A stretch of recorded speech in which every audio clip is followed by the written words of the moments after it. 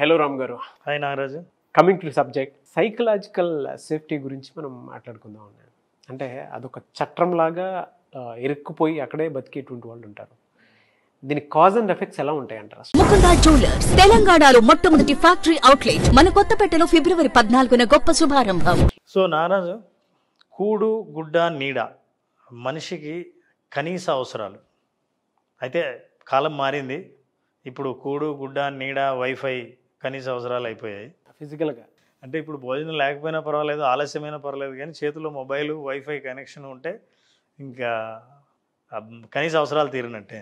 ఈ కనీస అవసరాలన్నీ మన శారీరక భద్రత గురించి మాట్లాడతాయి. అంటే మన శరీరాన్ని భద్రంగా ఉంచుకోవడానికి, కూడు నిలబెట్టుకోవడానికి, అంటే మనం బ్రతికుండాలి కాబట్టి, గుడ్డ మన శరీరాన్ని కప్పుకోవడానికి, వాతావరణంలో ఉన్న తేడాలని వాటి నుంచి కాపాడుకోవడానికి శరీరాన్ని, నీడ పైనుంచి వర్షం ఎండ రాకుండా ఉండడం కోసం నీడ. ఇవన్నీ శరీర భద్రతను కల్పించే మాటలు మనం ఇంతవరకు మాట్లాడాం. కానీ మనిషి బతికి ఉండాలంటే ఈ మూడు అవసరమే. కానీ జీవించి ఉండాలంటే సంబంధాల ద్వారా, మానవ సంబంధాల ద్వారా, ఆ బంధాలతో మనిషి జీవించి ఉండాలంటే మనిషికి శారీరక భద్రతతో పాటు మానసిక భద్రత అవసరం. సైకలాజికల్ సేఫ్టీ అవసరం, కానీ సైకలాజికల్ డిపెండెన్సీ అంత అవసరం కాదు. True sir. అదే సైకలాజికల్ డిపెండెన్సీ ఎప్పుడైతే అయిందో ఇప్పుడు మీ జీవితం మీ చేతుల్లో లేదు. సైకలాజికల్ సేఫ్టీ అనేది ప్రతి ఒక్కరికి అవసరం. అది తీసుకోవడంలోనే తప్పలేదు. కానీ డిపెండెన్సీ ఉంది చూసారు, వేరే వాళ్ళ మీద సైకలాజికల్గా మనం ఎప్పుడైతే డిపెండ్ అయ్యి ఓపెన్ అయిపోతామో అక్కడి నుంచే ప్రాబ్లమ్ స్టార్ట్ అవుతాయి. ఏదైనా సరే డిపెండెన్సీ. డబ్బు సేఫ్టీ అవసరం, డబ్బు మీద డిపెండ్ అవ్వడం డేంజరస్. అవును. వ్యక్తుల సేఫ్టీ అవసరం, వ్యక్తుల మీదే డిపెండ్ అవ్వడం చాలా డేంజరస్. అది వాళ్ళకు కూడా భారం. సో కాబట్టి మనం సైకలాజికల్ సేఫ్టీ గురించి మాట్లాడితే, సైకలాజికల్ సేఫ్టీ ఎప్పుడు వస్తుందంటే, నా ఇమేజ్కి కానీ, నా గౌరవానికి కానీ, నా భవిష్యత్తుకు కానీ, నా అభివృద్ధికి కానీ ఎటువంటి ప్రమాదం లేదని తెలిసి ఎప్పుడైతే ప్రవర్తిస్తామో అది సైకలాజికల్ సేఫ్టీ. కానీ ఆ ప్రమాదం ఎప్పుడు ఉంటుందంటే, నేను ప్రశ్నించినప్పుడు కానీ, ఏదైనా తప్పు ఎత్తి చూపినప్పుడు కానీ, నాకు తెలియదని అన్నప్పుడు కానీ, నేను తప్పులు చేసినప్పుడు కానీ నన్ను ఎవరైనా సరే విమర్శించరు, జడ్జి చెయ్యరు అనే ధైర్యం ఉంటే సైకలాజికల్ సేఫ్టీ వస్తుంది. మీకు కరెక్ట్గా అర్థం అవ్వాలంటే, పిల్లలు ఉన్నారు ఇంట్లో, చాలామంది పిల్లలు అబద్ధాలు ఇంట్లో ఎందుకు చెప్తారంటే సైకలాజికల్ సేఫ్టీ లేక. ఏం సైకలాజికల్ సేఫ్టీ? నేను చెప్పే నిజం నాకు మంచిది కాదు, నా మీద రియాక్ట్ అయితే నాకు అభద్రత ఉంది అని ఎప్పుడు తెలుస్తుందో, ఏది భద్రత కల్పిస్తుందో అది చెప్తాడు, అది అబద్ధమై ఉంటుంది. క్లాస్ రూమ్లో టీచర్ ఉన్నాడు, టీచర్ని ఏదైనా ఒక పాఠం అర్థం కాకపోతే లేచి అడిగితే కొడతాడేమన్నా భయం ఉందనుకోండి, చదువుకోవడము నేర్చుకోవడం ఆగిపోతుంది అక్కడే. అట్లా కాదు, నా టీచరు ప్రశ్నలను అడగనిస్తాడు, తప్పు చేసినా నా తప్పు సరిదిద్దుతాడు, నాకు దెబ్బలు పడతాయన్న భయం లేదు, నా భవిష్యత్తుకు డోకా లేదు, నేను నేర్చుకోవడానికి డోకా లేదు అని ఎప్పుడు అనిపిస్తుందో ధైర్యంగా అడుగుతాడు, నేర్చుకుంటాడు. చేయలేదంటే చేయలేదని చెప్తాడు, చేశానంటే తప్పు చేశానని చెప్తాడు. ఎందుకంటే అక్కడ సైకలాజికల్ సేఫ్టీ ఉంది. మానవ సంబంధాల్లో ఒక టీచర్ స్టూడెంట్ కానీ, తల్లిదండ్రులు పిల్లలు కానీ, ఆర్గనైజేషన్లో లీడరు టీం మెంబర్స్ కానీ, ఆర్గనైజేషన్ పనిచేసే ఎంప్లాయీస్ కానీ, వీళ్ళందరికీ సైకలాజికల్ సేఫ్టీ ఎప్పుడు ఉంటుందంటే ఈ సందర్భాల్లో ఉంటుంది.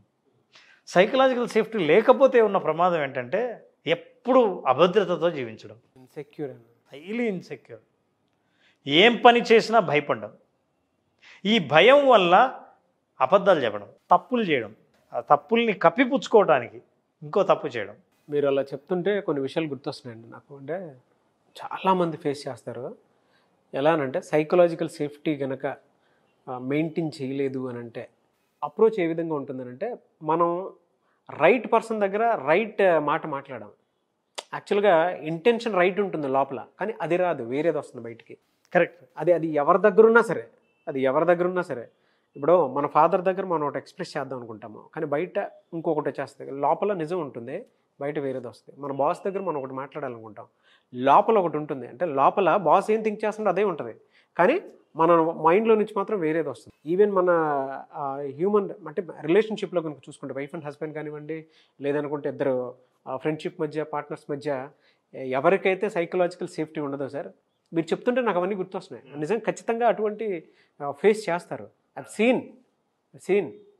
అండ్ కొన్ని చోట్ల నేను ఎక్స్పీరియన్స్ అయినవి కూడా ఉన్నాయి. ప్రతి మనిషి ఎక్కడైతే మనం ఇబ్బందుల పాలవుతామో, నేర్చుకోవడం ఆగిపోతుందో, చాలా బాధపడతామో, అక్కడ సైకలాజికల్ సేఫ్టీ లేకపోవడం వల్ల వచ్చే సమస్యలు ఇవన్నీ. అవును, చాలా కన్ఫ్యూజన్కి వెళ్ళిపోతాం సార్. కన్ఫ్యూజన్కి వెళ్ళి నలుగురు ఒక రకంగా బిహేవ్ చేస్తే వీళ్ళ బిహేవియర్ ఒక ఇంకోలా ఉంటుంది. ఆ ఇన్సెక్యూర్ జోన్లో పడిపోతారు కదా.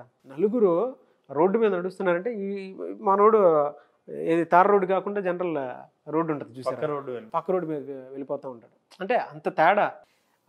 మీరు చెప్పిన ప్రాసెస్లోనే నాకు అనిపించింది, అటువైపు ఉన్న వాళ్ళకిను ఇటువైపు ఉన్న వాళ్ళకి అట్లీస్ట్ కొంతమందికి అయితే 1 year గ్యాప్ ఉంటుంది, కొంతమందికి అంటే సైకలాజికల్గా కొంతమందికి 1 hour గ్యాప్ ఉంటుంది, కొంతమందికి 6 months గ్యాప్ ఉంటుంది. అంటే కలిసి మాట్లాడడానికి కానివ్వండి, ఒపీనియన్ షేర్ చేయడానికి కానివ్వండి, టైం గ్యాప్ అంత ఉంటుంది. అయినా పర్వాలేదు, నేను షేర్ చేయొచ్చు, వీళ్ళు యాక్సెప్ట్ చేస్తారన్న ధైర్యమే సైకలాజికల్ సేఫ్టీ. ఎస్ ఆ సేఫ్టీ ఈ లేకపోవడం అభివృద్ధిని ఆపేస్తుంది. చాలాసార్లు భయంతో రోజుకు 10 సంఘటనలు జరిగితే 8 అబద్ధాలు చెప్పే పరిస్థితి ఉందంటే దాని అర్థం అక్కడ సైకలాజికల్ సేఫ్టీ లేదని. లేదా ఇప్పుడు మనం తల్లిదండ్రులకు చెప్పాల్సిన విషయం ఏంటంటే, మీ పిల్లలు ఎక్కువగా అబద్ధాలు చెప్తున్నారంటే అర్థం ఏంటంటే మీరు ఆ సైకలాజికల్ సేఫ్టీ కల్పించలేదని. అవును.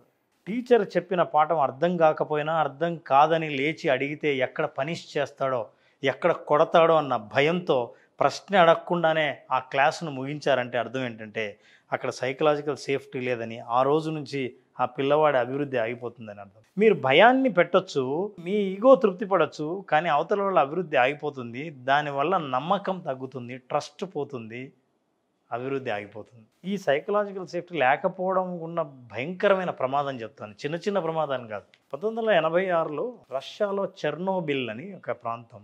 ఓకే. చెర్నోబిల్లో ప్రపంచం మొత్తం అందరికీ తెలుసు, అది భయంకరమైన దుర్ఘటన. ఏంటంటే న్యూక్లియర్ పవర్ ప్లాంట్ పేలింది. పేలడంతో అక్కడ చనిపోయిన సంఖ్య అధికారికంగా అనధికారికంగా నెంబర్ 11 మంది, 13 మంది, 30 మంది అని ఉంది. కానీ పరోక్షంగా అది ప్రమాదం జరగడం వల్ల, గ్యాస్ లీక్ అవ్వడం వల్ల చనిపోయిన వాళ్ళు వేలల్లో ఉన్నారు. 1986 నుంచి ఈ రోజు వరకు దాని ప్రభావాన్ని అనుభవించే వాళ్ళు ఉన్నారు. బాబోయ్, ఇంత ప్రమాదం జరగడానికి కారణం ఏంటంటే అక్కడ రష్యాలో ఎవరైనా చిన్న ఉద్యోగి, పెద్ద ఉద్యోగి తప్పుల్ని ఎత్తి చూపే ధైర్యాన్ని ఎవరు చేయరు. పనిష్మెంట్ ఇంకా మేము తీసుకున్న నిర్ణయాలకి నువ్వు ఎదురు చెప్పేవాడివా. ఆ కల్చర్లో ఎవరికి సైకలాజికల్ సేఫ్టీ లేదు. ఒక చాలా పూర్ బ్యాడ్ ప్లాన్ ఒకటి, పవర్ సేవింగ్ ప్లాన్ ఒకటి ఇంప్లిమెంట్ చేయాలని అధికారులు అనుకున్నారు. అందులో ఉన్న లోపం కింది స్థాయి వాళ్ళకు తెలుసు, కానీ ఎత్తి చూపితే పనిష్ చేయొచ్చు, ఉద్యోగం తీసేయచ్చు, మన పరిణామాలు ఇంకా భయంకరంగా ఉండొచ్చు. అందువల్ల ఎవరు నోరెత్తలేదు.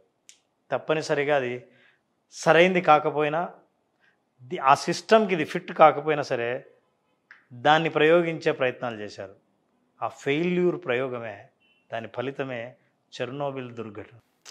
భయంకరమైన దుర్ఘటన అది. గ్యాస్ లీక్ అయి వేల మంది అందరూ స్పృహ కోల్పోయి ప్రాణాలు పోయి, ఇప్పటికి కూడా పిల్లలు అక్కడ పుట్టే పిల్లలు చాలా లోపాలతో పుడుతుంటారు న్యూక్లియర్ పవర్ ప్లాంట్ ప్రమాదం వల్ల. ఈ ప్రమాదం జరిగిన దాన్ని మొత్తం అనలైజ్ చేసిన తర్వాత చెప్పింది ఏంటంటే, because of lack of psychological safety, ప్రమాదం యొక్క కారణాలు ముందే తెలిసినా వాళ్ళు ఎత్తి చూపలేదు కాబట్టి, చెప్పలేకపోయారు కాబట్టి, ధైర్యం లేదు కాబట్టి ఆ ప్రమాదం జరిగింది. స్టిల్ అది కంటిన్యూ అవుతుందని అంటే సార్, ఆ రోజు జరిగిన ఒక్క తప్పు జనరేషన్ మొత్తం అలానే కంటిన్యూ అయ్యేలా చేస్తుంది. జనరేషన్ ఎందుకంటే వన్స్ అక్కడ ఉండేటువంటి పిల్లల్లో ఒక పిల్లల్లో డిఎన్ఏ ఆ విధంగా కంటిన్యూ అవుతున్నా కూడా, అంటే మీరు ఇందాక ఫిజికల్లీ ఛాలెంజ్ కూడా పుడుతున్నారని చెప్పేసి అన్నారు కదా, ఇంకా అదంతే మొత్తం అది క్యారీ ఫార్వర్డ్ అవుతూనే ఉంటుంది. ఒక చిన్న తప్పు చూడండి ఎన్ని జనరేషన్స్ని ఎలా.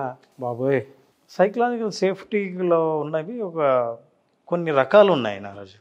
ఏదైనా సరే సైకలాజికల్ సేఫ్టీ ఫీల్ కానప్పుడు, అంటే మానసికంగా భద్రత ఫీల్ కానప్పుడు, కుటుంబ సభ్యులు కావచ్చు, బంధువర్గంలో కావచ్చు, ఒక ఆర్గనైజేషన్లో కావచ్చు, ఇంకెక్కడైనా కావచ్చు, నన్ను ఎక్కడ ఇంక్లూడ్ చేసుకోరో అన్న భయం వల్ల సేఫ్టీ ఉండదు. వాళ్ళు చెప్పకపోవచ్చు ఏదైనా చెప్పాలనుకున్నది. ఉదాహరణ, నా అమాయకత్వాన్ని ఒక ప్రశ్న ద్వారా బయట పెట్టాను అనుకోండి, అరే అది కూడా తెలీదా, అరే నీకు ఇంకా చాలా తెలుసు అనుకున్నామే అని ఎంత జడ్జిమెంట్ చేసిన తర్వాత నెక్స్ట్ టైం నాకు ఏదైనా ప్రశ్న వస్తే మళ్ళీ అడుగుతానా? అడగరు. ఇక ఇంతమంది జడ్జి చేసి నన్ను దూరం పెట్టి ఓహో కేటగారికల్లీ నువ్వు మా లెవెల్ కాదన్నమాట అని అన్న తర్వాత ఇక నా భద్రత పోయింది. భద్రత పోతూనే మాట్లాడడం ఆపేస్తే ప్రతిరోజు నిరంతరం నా మైండ్లో ఏంటి తెలుసా, ఇది చెప్పాలా వద్దా, మాట్లాడొచ్చా, ఇది అంటే ఏమనుకుంటారో, దాని తర్వాత ఫలితాలు ఎలా ఉంటాయి. చాలామంది ఫేస్ చేసేటువంటిది అదే.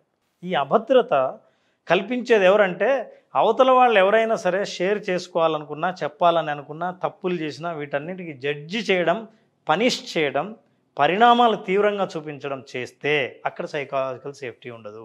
ప్రతి ఇళ్లలోనూ అండ్ ప్రతి ఫ్రెండ్షిప్లోనూ, ప్రతి వైఫ్ అండ్ హస్బెండ్లోనూ, అండ్ పేరెంట్స్ అండ్ పిల్లల్లోనూ, దానితో పాటు పార్ట్నర్షిప్లోనూ, ఒక ఎంప్లాయీకి బాస్కి మధ్య ఉండేటువంటి రిలేషన్షిప్లోనూ, ఆర్గనైజేషనల్ సైకాలజీలో ఇది చాలా పెద్ద టాపిక్.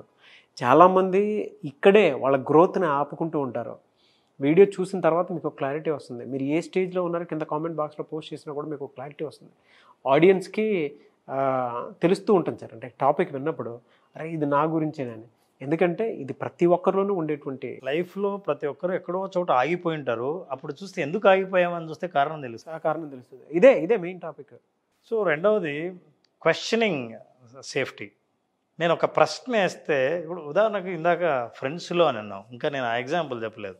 ఇప్పుడు ఇద్దరు ఫ్రెండ్స్ ఉన్నారు, నీకు ఏదైనా అనిపించి డ్రెస్ బాగాలేదు, ఏంటిది ఇట్లాంటి వేసుకున్నాను ఏదైనా అన్నానంటే సడన్గా ఫీల్ అయ్యాడు అనుకో, 2 రోజులు మాట్లాడలేదు, చాలా సీరియస్గా రియాక్ట్ అయ్యాడు. ఇవన్నీ చూసిన తర్వాత నాకు రేపు ఏదైనా నిజం చెప్పాలని అంటే భయం వేస్తుంది, నాకు భద్రత లేదు. ఆ ఫ్రెండ్షిప్లో ట్రాన్స్పరెన్సీ, ట్రస్ట్ 2 పోతాయి. ఇంకా నాకు ట్రాన్స్పరెన్సీ లేనప్పుడు ఏముండాలి? అబద్ధం చెప్పాలి. నీకు ఏది ఇష్టమో, నువ్వు ఏది సంతోషపడతావో అబద్ధం చెప్పాలి. ఇక్కడ ఒకటి ఉంటుంది, ఇక్కడ ఒకటి ఉంటుంది. ఇక చివరికి అలవాటు ఏంటంటే ఆ వ్యక్తిని కలిసినప్పుడు అంతా నాకు అన్ని ఇక్కడి నుంచే వస్తాయి కానీ ఇక్కడి నుంచి రావు. True sir. అది కూడా ఆటోమేటిక్ అయిపోతుంది, ఆటోమేషన్ లాగా ఆటో మోడ్లోకి వెళ్ళిపోతుంది. కరెక్ట్. ఎక్కడ ఒకటి ఉంటుంది, ఆటోమేటిక్గా ఒకటి వస్తుంది. ఎక్కడైతే మనసులో అనుకున్నది మాట్లాడే అవకాశం ఎక్కడ లేదో ఆ పరిస్థితుల్ని, ఆ వ్యక్తుల్ని అవాయిడ్ చేయడానికి ట్రై చేస్తాం. ఇక బంధాలు ఏముంది? ట్రూ అండి. అందుకే పిల్లలు స్కూల్కి వెళ్ళరు. పోతే నా అక్షరాలు బాగాలేవని టీచర్ కొడుతుంది, పనిష్ చేస్తుంది అని అనుకున్నప్పుడు నాకు సైకలాజికల్ సేఫ్టీ లేని చోట ఆ ప్లేస్ని అవాయిడ్ చేయడానికి ట్రై చేస్తే నా అభివృద్ధి ఆగిపోతుంది. అవును.